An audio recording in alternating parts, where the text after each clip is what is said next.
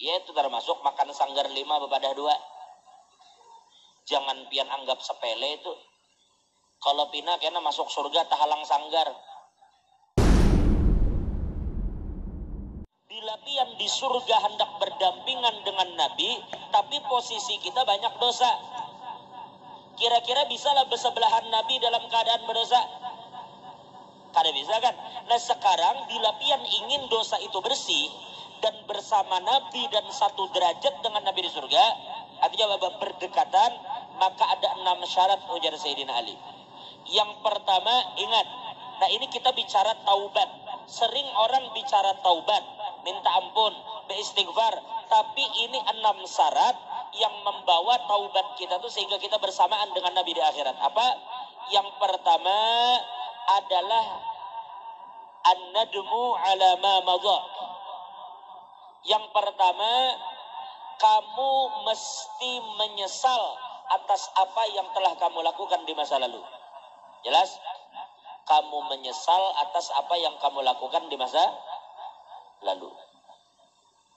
Adalah orang beristighfar itu kada nyesal. Percuma. Astagfirullah, coba kada nyesal, itu namanya tobat sambal. Jadi syarat utama di dalam taubat itu adalah menyesal. 2. Azmu ala tarkil audi ila dzambi abada. Yang kedua adalah kamu bertekad untuk tidak kembali kepada dosa itu selama-lamanya. Perhatikan kalimatnya, bukan tidak kembali, tetapi bertekad untuk tidak kembali. Bertekad tidak kembali. Kalau misalnya syarat taubat itu tidak kembali, kada ada yang diterima taubat kita. Kenapa? Karena kemungkinan besar kita ini bisa terbulik lagi berbuat dosa. Jadi kalau misalkan terbulik lagi, Pak, berbulik ke nomor 1, nyesal lagi. Yang batu bertekad lagi kada kembali, ternyata kembali, nyesal lagi, dan begitu-gitu aja terus. Sampai pian bisa benar-benar meninggalkan maksiat, maka kita naik yang ketiga. Apa? Yang ketiga, kamu mengembalikan hak orang lain yang dulu pernah kamu rampas, sehingga kamu nanti bertemu Allah dalam keadaan bersih, tidak membawa apapun masalah dengan makhluk Allah. Pahamlah sampai sini, Bu? Kalau pian berbuat dosa, nyesal. Bertekad tidak kembali, silakan. Utang bayar. Duit yang pernah pian rampas bayar. Yang bahari pian apa contohnya ya? Belanja di sekolahan bahari. Ya itu termasuk makan sanggar 5 bepadah 2. Jangan pian anggap sepele itu. Kalau pina kena masuk surga tahalang sanggar. Gara-gara kada membayari sanggar tadi. Sudah lawas itu jar 10 tahun yang lalu. Sekalipun sudah lama, itu hak orang. Kan Nabi katakan bila orang itu berjihad, semua dosanya diampuni. Pian bahari pernah berzina, pernah mabuk, pernah berjudi, semuanya Allah ampuni kecuali utang. Utang kada bisa, utang mesti bayar. Itu utang itu meminjam duit orang baik-baik, apalagi mau merampas. Jadi pian-pian jangan bicara tobat kalau hak orang masih dirampas. Jadi jangan main-main dengan hak orang lah. Jangan memeras. Nah lagi, jangan menyerobot tanah orang. Kayak apa jar, mun aku bahari jar tahun 80-an. Ternyata acilnya tuh mati sudah jar. Sedangkan kita hendak membulikakan, tapi orang yang kita rampas bahari kada ketemu lagi. Maka ujar ulama yang pertama, cari sebisa mungkin, kalau kada ada cari ahli warisnya. Kalau ahli warisnya ternyata juga tidak ada, maka pian bersedekah sekedar duit itu di masa lalu. Pian dulu merampas duitnya 10.000. 10.000 itu di zaman itu kawan nukar apa? Sekarang pian timbang saat ini. Oh, bahari 10.000 itu kawan nukar emas segram. Berarti sekarang berapa emas segram? Pian sedekahkan dengan niat, kalau suatu saat dia timbul atau anak cucunya timbul, aku bayar hutang tadi. Yang keempat adalah mengkodok semua kewajiban yang dulu pian tinggalkan. Contohnya apa? Ibu-ibu, kalau ibu-ibu di bulan Ramadan tadi punya utang puasa, bayari utang itu. Ulun curiga jangan-jangan sampai hari ini ada yang belum terbayari utang itu. Sampai sekarang kada dibayar lagi. Kalau ibu punya hutang 10 hari sampai ini kada dibayar, bahkan sampai Ramadan tahun depan kada bayar, ibu kena denda. 1 hari itu membayar beras sekitar 6,7 on. Bulatkan jadi 7 on. Berarti kalau 10 hari berarti 7 kilo.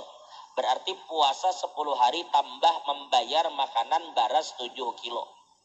Kalau 2 tahun kali 2 dan begitu seterusnya. Jadi bahari puasa ditinggal bayari, sembahyang ditinggal bayari. Kalau garing pun bukan alasan untuk kada sembahyang. Maaf lah. Justru ketika sakit itu pian harus waspada. Bukan doakan mati, tetapi kan waktu sakit ini yang lebih kita mestinya berhati-hati. Jadi jangan coba-coba ketika sakit itu meninggalkan kewajiban. Allah kada memberatkan pian kok. Kalau pian kada kawa berbaring, kada kawa berdiri, pian berduduk aja di ranjang. Kalau memang kada kawa duduk, pian berbaring. Kalau kada kawa berbaring dengan isyarat mata. Yang kelima, agak berat. Pian kan telanjur minum. Nih ulun minum. Bahari minum minuman keras. Minum minyak. Atau baharinya makan riba. Sekarangnya bertobat sudah. Oke bertobat. Nyesal. Barang orang dikembalikan. Tapi yang haram bahari sudah jadi daging lah. Kan jadi daging. Sedangkan Nabi katakan kullu lahmin nabata minal harami fannara aula bih. Setiap daging yang tumbuh dengan sebab suatu yang haram, maka neraka tempatnya. Kayak apa nasib kita kalau begitu? Ujar Sayyidina Ali, tugas kamu sekarang bakar daging itu. Bil ahzan, dengan kesedihan. Dengan ibadah yang kuat sampai kamu kurus. Apa ujar beliau watul siqal azam bil al jildu bil azam, sampai kulit dan tulang kamu bergesekan. Kulit lawan tulang bergesekan aja lagi. Tulang kulit bergesek.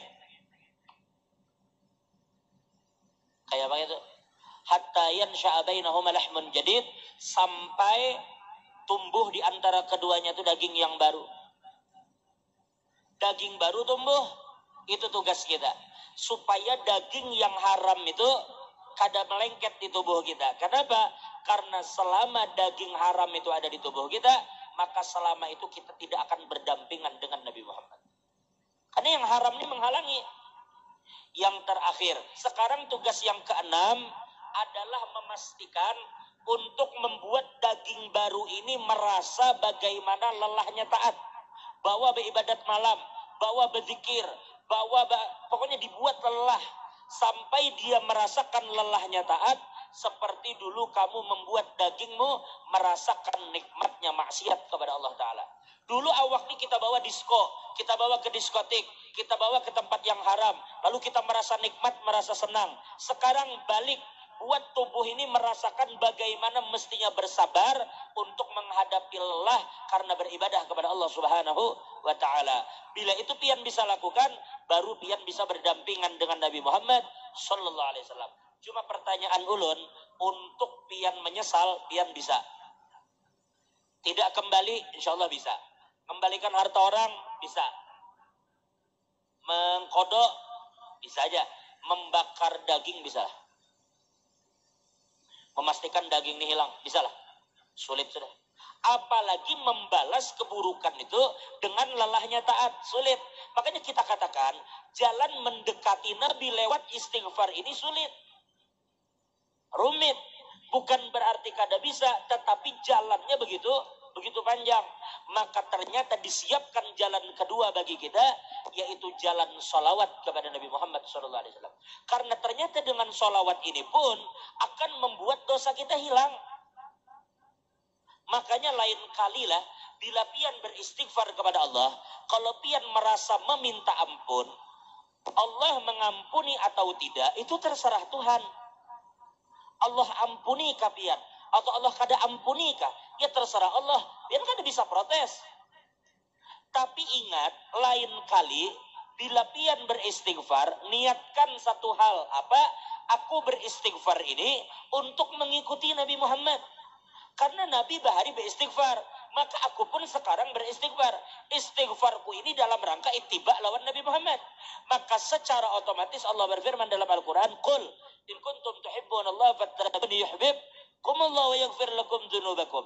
Apabila kamu mengikuti Nabi Muhammad, bila kamu mengaku cinta Tuhan, ikuti Nabi.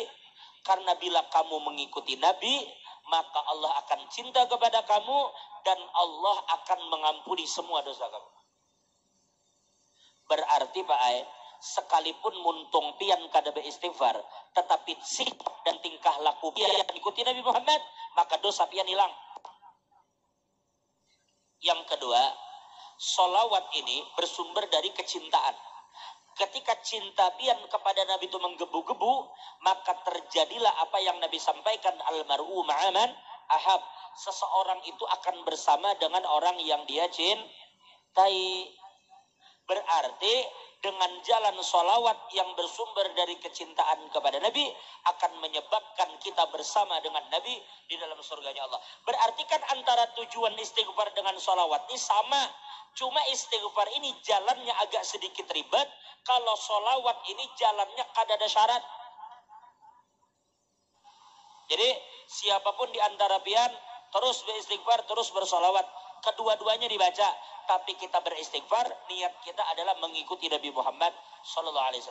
Maka pastikan semua yang Allah berikan nafas dan waktu pian digunakan untuk beribadah kepada Allah Subhanahu wa Ta'ala. Wallahu a'lam bishawab.